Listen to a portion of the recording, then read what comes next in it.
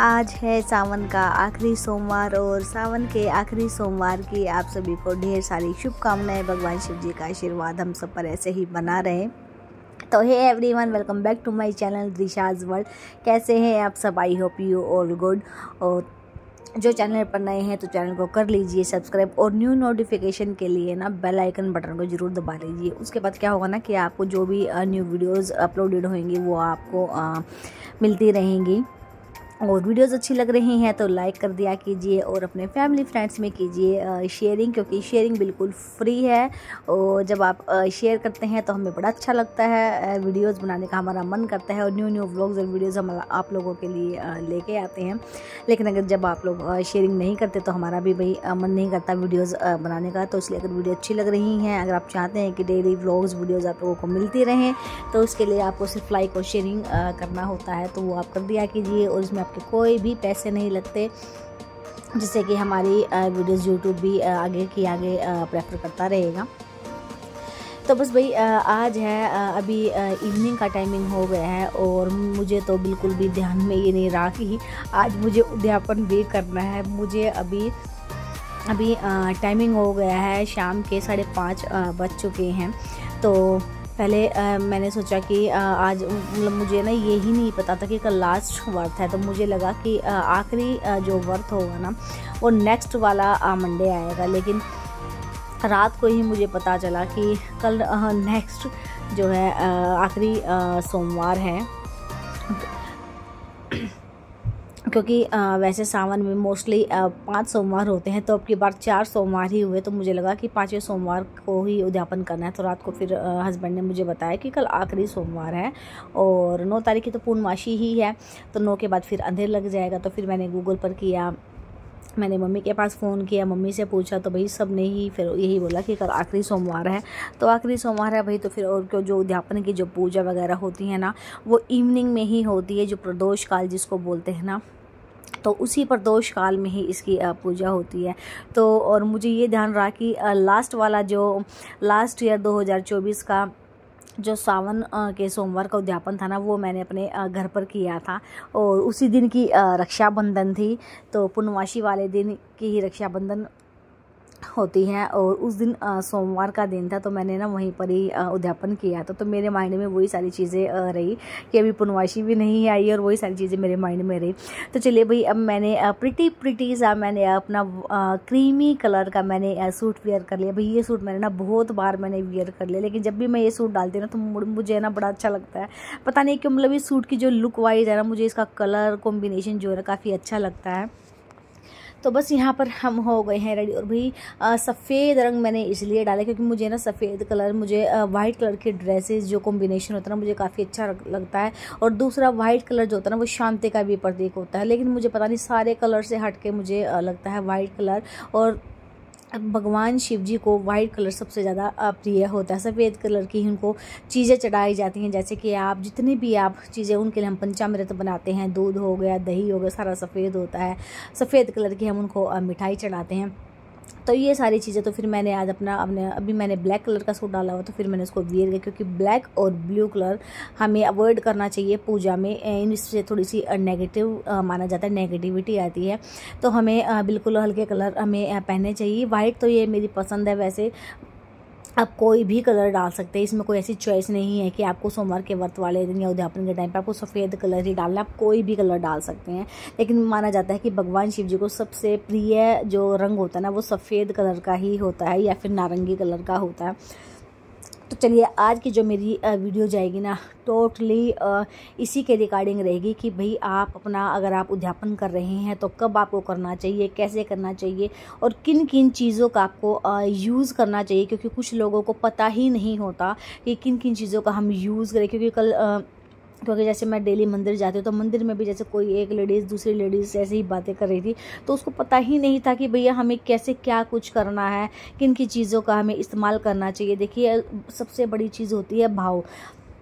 जिन लोगों के पास जो मतलब बिल्कुल इतने लो लेवल के होते हैं, जिनके पास कुछ नहीं होता, तो वो अगर एक लोटा जल भी अगर भगवान जी के ऊपर, शिवलिंग के ऊपर अगर उन्होंने चढ़ा दिया ना, तो वो एक लोटा जल भी उनका सारी चीज़ों के बराबर है। जो भी हम फूल माला सब कुछ हम अर्पित करते हैं, भगवान जी का ही सब कुछ दिया हुआ है। तो जिनके पास कुछ नहीं है, अगर उन्होंने खाली जल भी चढ़ा दिया तो वो भी एक बहुत बड़ा इन सब चीज़ों के बराबर ही माना जाता है। तो सबसे अच्छा एक भाव होता है। अगर आपके पास भाव नहीं है तो मुझे ऐसा लगता है आप कितने ही लाखों करोड़ों रुपए क्या सामान खरीद के भगवान भोलेनाथ को चढ़ा दीजिए, वो बिल्कुल असफल हो जाएगा।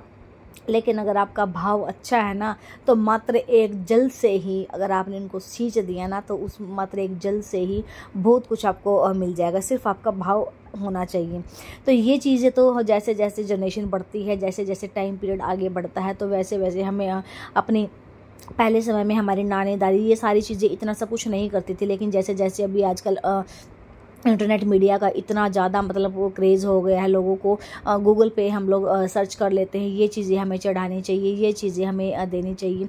लेकिन जब हमें अगर हम पीछे 15 साल पीछे चले जाएं, 20 साल पीछे चले जाएं, तो हमें इन चीज़ों का बिल्कुल भी इतना अनुभव नहीं था। हमारी मम्मी बिल्कुल नॉर्मल सा एक पंचामृत बनाती थी, पानी जल लेके जाती थी भगवान जी के लिए और तिलक लगाती थी, धूप दीप दिखाती थी, बाकी कोई चीज़ें नहीं करती थी। तो भाव अच्छा होना चाहिए। तो अगर आप में इतना सामर्थ्य है, आप कर सकते हैं, तो ही आप ये सारी चीज़ें करें। अगर आपके पास सामर्थ्य नहीं है तो मैं वो चीज़ें भी आज आपको बताऊंगी कि कैसे आप बिल्कुल एक थोड़ी सी चीज़ों के साथ ही भगवान भोलेनाथ जी का जो सोमवार का सावन के सोमवार का जो उद्यापन होता है ना, वो आप कैसे कर सकते हैं। तो देखिए हमें क्या क्या सामग्री चाहिए ये तो मैं बाद में बताऊंगी। सबसे पहले अगर आपका सामर्थ्य इतना नहीं है तो जो चीज़ें जो सबसे ज़्यादा ज़रूरी हैं आज मैं आपको वो बताने वाली हूँ इस वीडियो में। तो सबसे पहले आप एक ताज़ा जो हमारे घर पे अवेलेबल होता है, पानी की टंकियाँ सभी के घर में होती है, पानी सभी के घर में अवेलेबल होता है, तो ताज़ा पानी चलाएं और अपने जिससे भी आप भगवान शिव जी को सींच रहे हैं लोटे से, उस लोटे के अंदर आप अपना जल डालें और जल को कभी भी खाली जल को ना चढ़ाएं। हो सके तो उसमें थोड़े से अक्षत डाल लीजिए। अक्षत मतलब चावल के दाने, 2-4 चावल के दाने उसमें डाल लीजिए अगर आपके पास इतना सामर्थ्य है तो। अगर वो भी नहीं है तो खाली आप जल से, गंगा जल रखा है थोड़ा सा गंगा जल उसमें डाल लीजिए। और वो भी नहीं है तो खाली आप जल से भी, दूध रखा हुआ है तो वो डाल लीजिए। अगर वो भी नहीं है तो खाली आप जल लीजिए, जल का लोटा भरिए और साथ में भगवान जी को तिलक करने के लिए चंदन के टीके का इस्तेमाल किया जाता है। तो भगवान शिव जी को ना सिंदूर नहीं लगाया जाता, ये बहुत से लोगों को पता नहीं है। सिंदूर केवल माता पार्वती को चढ़ाया जाता है और भगवान भोलेनाथ को चंदन का टीका लगाया जाता है। तो चंदन का टीका लीजिए, छोटा सा एक दिया ले लीजिए ज्योत लगाने के लिए, और उसके बाद साथ में ही थोड़ी सी अपनी धूप बत्ती दिखाने के लिए धूप ले लीजिए। और अगर आपके पास हो तो अवेलेबल हो जाए तो, और नहीं तो हमारे पार्क में भी आसपास में फूलों के पौधे लगे हुए होते हैं, 1 2 3 4 जितने भी आपके पास अवेलेबल हो वो फूल वगैरह थोड़े से ले लीजिए ताकि भगवान जी की थोड़ी सी आरती हो जाए। उन चीज़ों से भगवान जी को थोड़ा सा उनका जब हम उनको जल से सींचेंगे तो थोड़ा सा उनका श्रृंगार हो जाए। तो इस तरीके से अगर ये सारी चीज़ें बस वही मैंने आपको बताई जो काफ़ी मतलब जो ज़रूरी होती हैं। तो सादा जल आप ले लें। अगर आपके पास कच्चा दूध भी नहीं है तो पंचामृत बनाने के लिए अगर हो तो आप पंचामृत भी बना सकते हैं, और नहीं है तो खाली आप सादा जल ले लें। सादा जल के साथ साथ मैंने आपको बताया चंदन के टीके के लिए ले लें, धूप बत्ती ले लें, छोटा सा दिया ले लें, थोड़े से फूल ले ले। आसपास के हमारे पार्क में, बालकनी वगैरह में हर जगह पे फूल पौधे लगे होते हैं, कहीं से भी आप फूल ले लें, उनको धो ले अच्छे से अगर आपको गंदे लग रहे हैं तो।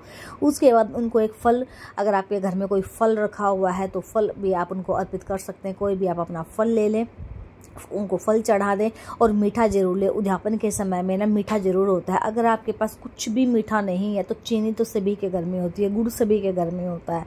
तो अगर आपका जितना भी सामर्थ्य हो ना तो आप अपने सामर्थ्य के अनुसार चीनी रख ले, गुड़ रख ले। अगर आप कोई मिठाई नहीं आपके पास अवेलेबल है तो आप चीनी या गुड़ का भी इसमें इस्तेमाल कर सकते हैं।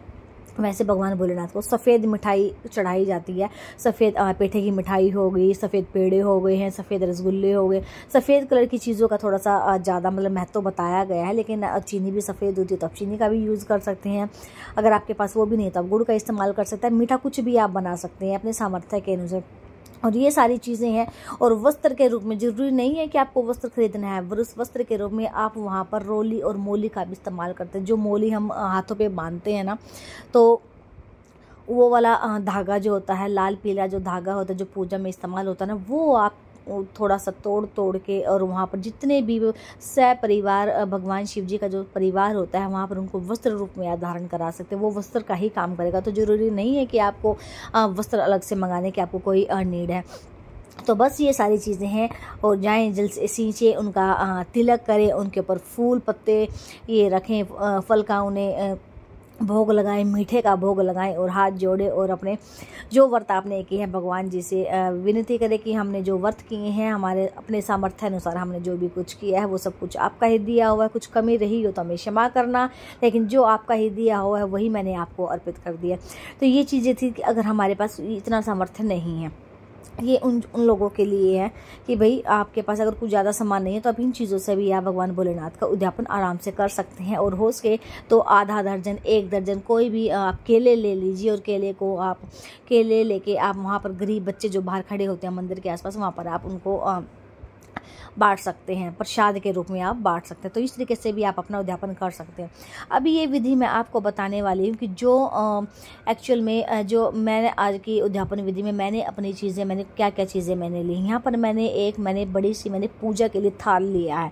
तो ये थाल मैं मोस्टली हमेशा अपने घर की किसी भी पूजा होती है ना तो मैं इसी तरीके की थाल मैं लेती हूँ। आपने देखा भी होगा इसमें पहले भी लाल कलर का सिंदूर से इसकी पूजा हुई है।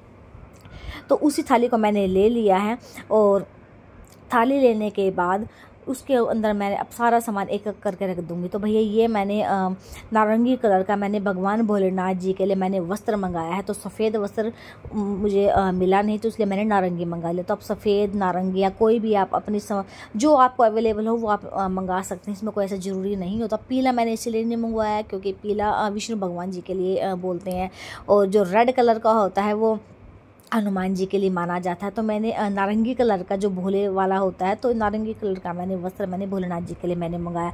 और यहाँ पर मैंने मंगाए हैं भाई बेलपत्र।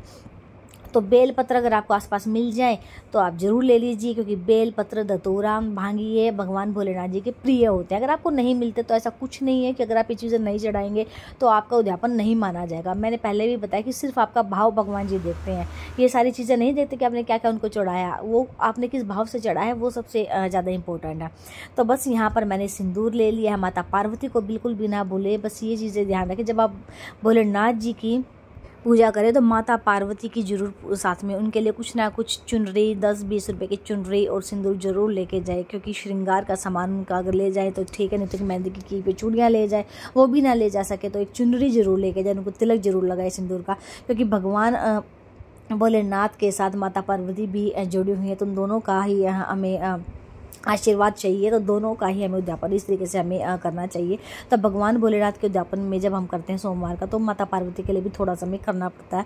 तो इसलिए मैंने यहाँ पर फल के लिए मैंने नाशपाती ले ली है। मीठे में मैंने सफ़ेद रंग का आप देख सकते हैं मैंने पेठे की मिठाई ली है। पंचामृत मैंने बना लिया। मैंने अपनी लास्ट वीडियोस में भी मैंने शेयर किया कि पंचामृत कैसे बनता है। कच्चा दूध ले लीजिए, थोड़ा सा दही ले लीजिए, शुद्ध घी ले लीजिए, थोड़ा शहद ले लीजिए और मीठे में आप शक्कर या चीनी का भी इस्तेमाल कर सकते हो। और ये सारा मिलकर आपका पंचामृत बन जाएगा। यहाँ पर मैंने गेंदे के फूल, गुलाब के फूल, वो सफ़ेद फूल जो मुझे अवेलेबल हुए मैंने वो ले लिए। दिया रख लिया, सिंदूर रख लिया, धूप की बत्ती रख ली और मैंने यहाँ पर बेलपत्र रख लिया। धतूरा भाई मुझे मिला नहीं तो इसलिए वो स्किप हो गया। और जो सबसे प्रिय है भोलेनाथ जी का डमरू, तो वो मैंने यहाँ पर मैंने ले लिया है। शुद्ध जल, ठंडा ठंडा जल जिसको हम भगवान जी को नहलाएंगे वो मैंने अपना ले लिया है। और भाव भाई पूरा है। और साथ में हमने लेनी है दक्षिणा। जब भी आप कोई भी उद्यापन करें, चाहे आप 5 रुपये अपने हाथ से दान करके आए, ज़रूरी नहीं है कि आपको 50, 100, 500, 1000 आपको देने। जितनी भी आपकी सामर्थ्य, अगर आपका सामर्थ्य 10 रुपये का है तो आप 10 रुपये, लेकिन आप वहाँ पर मंदिर की थाली में या पंडित जी को ज़रूर दक्षिणा आप दे के आए। तो यहाँ पर मैंने थाली मैंने तैयार कर ली है। और चलिए अब हम चलते हैं मंदिर में। और मंदिर में जाने के बाद ये सारी चीज़ों का अब हम करेंगे इस्तेमाल। और भाई सबसे ज़रूरी बात कि आप सोमवार का उद्यापन देखिए, कुछ लोग तो सोमवार का उद्यापन जो सावन का लास्ट सोमवार होता है ना, आखिरी सोमवार होता है तभी करते हैं। अब जैसे मैं अपना बताऊं तो मैं हर सावन के आखिरी सोमवार को 4 सोमवार होते हैं या 5 होते हैं, इनसे ज़्यादा नहीं होते। तो आखिरी सोमवार को मैं उद्यापन मैं कर देती हूँ। तो जो सावन का आखिरी सोमवार होगा या चौथा हुआ या पांचवा, तो उस दिन आप भगवान जी का जो भोलेनाथ जी का जो आखिरी सोमवार का जो उद्यापन होता है वो हमेशा शाम के समय होता है। तो आखिरी सोमवार वाले दिन आप प्रदोष काल में आप इसका उद्यापन करें। प्रदोष काल लग जाता है 6 बजे के बाद, जब दिन ढलना शुरू हो जाता है और रात भी नहीं होती दिन भी होता है, उससे प्रदोष काल बोला जाता है। तो 6 और 7:15 के बीच में आप उद्यापन अपना करें। कोई भी उद्यापन आप करते तो वो प्रदोष काल में ही मोस्टली होता है। तो प्रदोष काल में आप अपना उद्यापन करें। अब कुछ लोग ऐसे हैं कि जो आखिरी सोमवार को नहीं करते, जैसे कि पिछली बार हुआ था तो आखिरी सोमवार पूर्णमासी को था, तो इसीलिए पूर्णमासी को सावन खत्म हो गया था। लेकिन अब की बार इस सोमवार के बाद भी सावन चालू है, तो हाँ ये जो सावन ख़त्म होगा ये 9 अगस्त को ख़त्म होगा। 9 अगस्त की रक्षाबंधन है और उसी दिन की पूर्णमासी। तो कुछ लोग आज के दिन अगर नहीं कर पाए किसी वजह से, आखिरी सोमवार वाले दिन अगर वो उद्यापन नहीं कर पाए किसी भी वजह से, तो आप ये उद्यापन आप पूर्णमासी वाले दिन भी आप कर सकते हैं। क्योंकि पूर्णमासी के बाद आप नहीं कर सकते, क्योंकि उसके बाद अंधेर लग जाएगा और अंधेर में किसी भी प्रकार की पूजा पाठ, कोई भी शुभ कार्य, उद्यापन वगैरह नहीं होता है। तो आप पूर्णमासी वाले दिन भी इसका उद्यापन कर सकते हैं। अगर आप पूर्णमासी से पहले करना चाहें, एक दिन पहले, तो तब भी आप कर सकते हैं। वैसे तो आप अगले सोमवार को भी कर सकते थे, लेकिन अगले सोमवार को अंधेर लग जाएगा क्योंकि शनिवार पड़ता है पूर्णमासी वाले दिन। तो जिन लोगों ने आखिरी सोमवार को उद्यापन जो नहीं करते या नहीं किया है, किसी वजह से कुछ प्रॉब्लम आ जाती है, कई बार हेल्थ इशू हो जाता है, कई बार टाइमिंग इशू हो जाता है कि हमारे पास टाइम नहीं मिल पाता, तो आप पूर्णमासी वाले दिन भी इसका उद्यापन कर सकते हैं। कुछ लोग ऐसे होते हैं जो वो सोमवार के व्रत भी रखते हैं, लेकिन वो पूरा सावन का जो आखिरी जब पूर्णमासी आती है वो तभी भी करते हैं, उद्यापन करते हैं। तो आप इस तरीके से आप बिल्कुल भी चिंता ना करें कि मैंने सोमवार का उद्यापन मैं करना भूल गई। अगर आपने नहीं किया तो आप पूर्णमासी वाले दिन भी उद्यापन कर सकते हैं। तो भाई वीडियो अगर आज की अच्छी लगी हो ना, तो प्लीज़ लाइक ज़रूर किया कीजिए और कमेंट करके बताया कीजिए कि किस तरीके की वीडियोज़ आपको अच्छी लग रही हैं और शेयर कर दिया कीजिए। तो चलिए अब हम आ गए हैं मंदिर में और आप देखिए कि कैसे कैसे मैंने कुछ गलतियां हमसे हो जाती हैं, लेकिन वो गलतियां हमारी भगवान जी माफ़ कर देते हैं। जैसे कि मुझसे गलती हुई कि मैं हाथ पे बांधने वाला जो धागा होता है ना, मैं वो भूल गई थी, तो फटाफट मैंने बाद में वो लिया। उसके बाद मैं जनेऊ भूल गई थी, जो मैंने उसमें मैंने अभी दिखाया नहीं है। तो यहाँ से मैंने माता रानी का अलग से मैंने सामान लिया। मैंने माता रानी का श्रृंगार भी मैंने लिया है, माता रानी की चुनरी भी मैंने ली है, भोलेनाथ जी के लिए मैंने जनेऊ भी लिया है। तो कुछ चीज़ें हैं जो घर पे अवेलेबल नहीं थी, तो वो मैंने भी बाद में ली है। तो चलिए जी, वीडियोस को आप ऐसे देखें और समझें कि कैसे कैसे मैंने पूजा करी है। फिर मिलते हैं जल्दी ही एक न्यू वीडियो के साथ, एक न्यू ब्लॉग के साथ। तब तक के लिए थैंक यू सो मच।